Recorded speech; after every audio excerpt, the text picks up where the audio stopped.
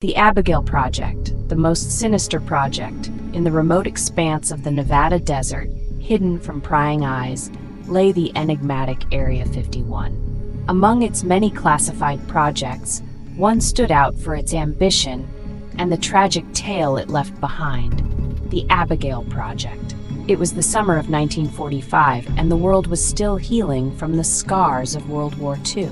The United States government, eager to maintain its newfound dominance, sought to create the ultimate soldier, one who could endure any hardship, feel no pain, and execute orders with unwavering precision.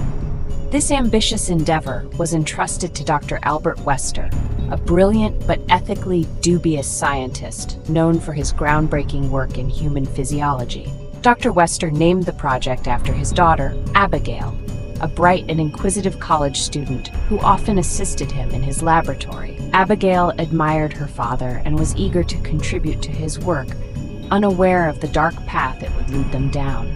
The project faced a significant hurdle: finding a willing participant for such a perilous experiment.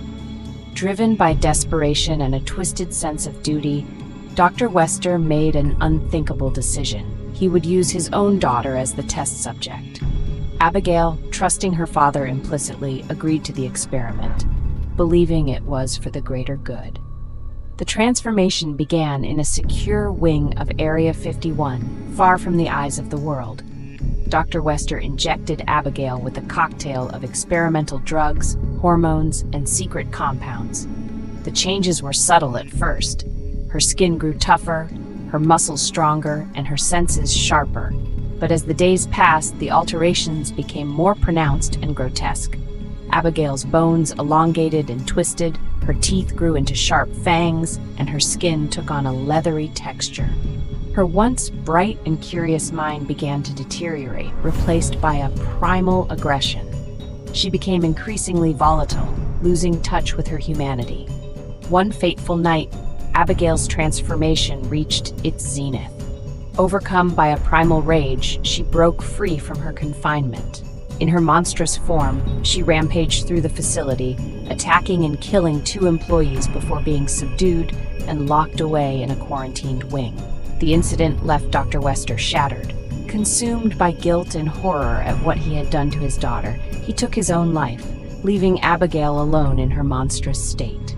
The Abigail Project was buried under layers of secrecy, its details known only to a select few.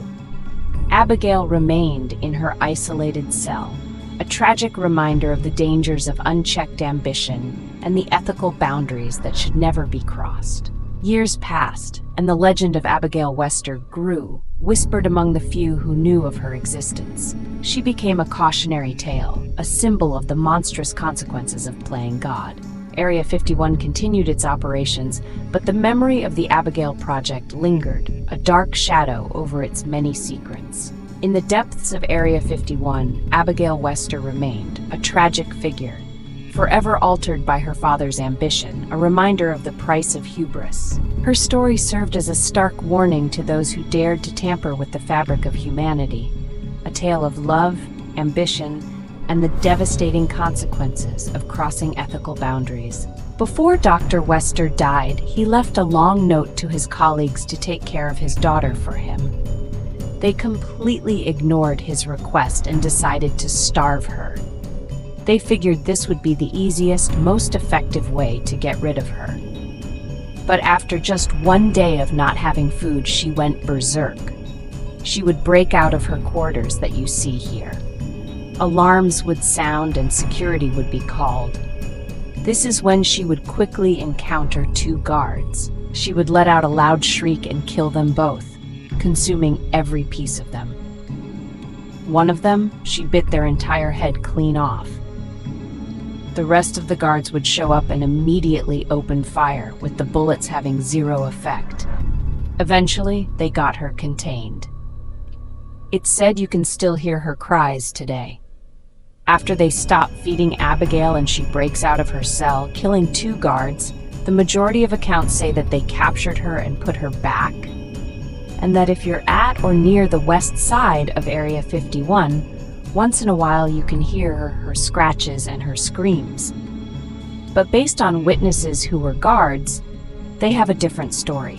They say that in fact, they never did capture Abigail. Area 51, of course, did not release this information because they wanted to avoid a public scare. Now, if she did actually escape, the big question, where did she go?